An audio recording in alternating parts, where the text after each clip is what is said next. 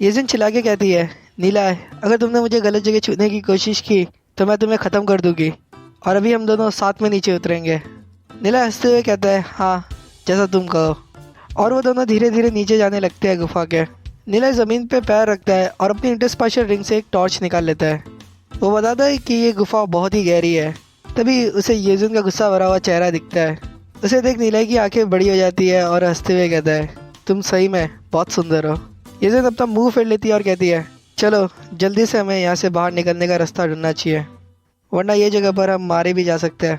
नीला कहता है, देख के लगता है हम कोई अंडरग्राउंड पैलेस में आ गए हैं, यहाँ पे बहुत सारे रास्ते हैं। तभी नीला की नज़र पड़ती है एक जगह पे जहाँ पे लिखा होता है कि कॉन्ग मिंग की सोल यहाँ पे आराम कर रही है। उसे देख नीलाई कहता है, ये लगता है एक टूम पैलेस है एम्परर कॉन्ग मिंग का, जो सेक्रेड एम्पायर में हुआ करते थे। नीला सोचता है, हाँ एम्परर कॉन्ग मिंग एक बहुत ही रहस्यमय एम्परर थे सेक्रेड एम्पायर की हिस्ट्री में, और उन्होंने अपनी जवानी में ही एम्पायर छोड़ दिया था। लेजेंड्स तो कहते हैं कि उनकी कल्टीवेशन बहुत डरावने लेवल तक पहुंच गई थी, जहाँ पे उनकी बॉडी इमॉर्टल हो गई थी। मैंने तो कभी सोचा भी नहीं था कि उनकी कब्र एंशिएंट ऑर्चिड रूइंस में होगी। येजिन नीलाई को पूछती है, क्या सही में ऐसे लोग होते हैं जो कल्टीवेट करने के बाद इमॉर्टल बन जाते हैं? नीलाई कहता है, बेशक ऐसा नहीं हो सकता, इसलिए तो ये सब सिर्फ एक लेजेंड है। अगर तुम लेजेंड रैंक के आगे भी कल्टीवेट कर लो तो भी तुम सिर्फ 200 या 300 साल तक ही जिंदा रह पाओगे। नीलाई फिर शांत हो जाता है और गहरी आवाज़ में कहता है, कोई भी कुदरत के चक्रव्यूह से बाहर नहीं निकल सकता। ये सुन के येजिन की बोलती बंद हो जाती है, लेकिन फिर वो हिम्मत करके कहती है, ऐसी कौन सी रेलम है जो लेजेंड रैंक के भी आगे है? नीला कहता है, वो तुम्हें वक्त आने पे पता चल जाएगा। वैसे ये देख के लग रहा है कि ये एक भूल भुलैया है जहाँ पे बहुत सारे ट्रैप्स हो सकते हैं, तो हर एक कदम फूक फूक के रखना। येजिन हाँ करती है और सोचती है, नीला को इतना सब कैसे पता है।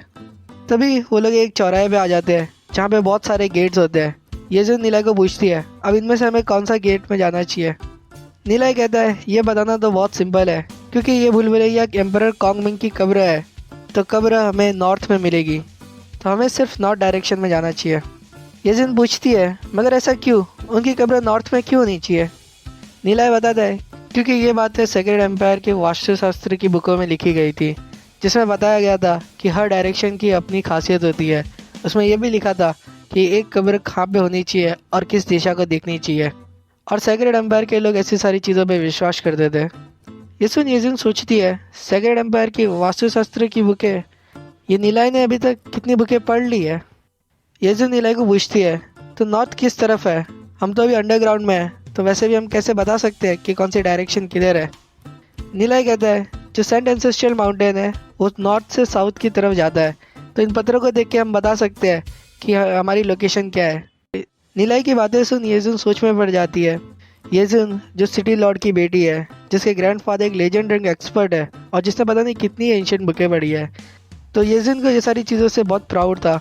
लेकिन नीलाई के सामने तो ये सब छोटा पड़ने लग जाता है।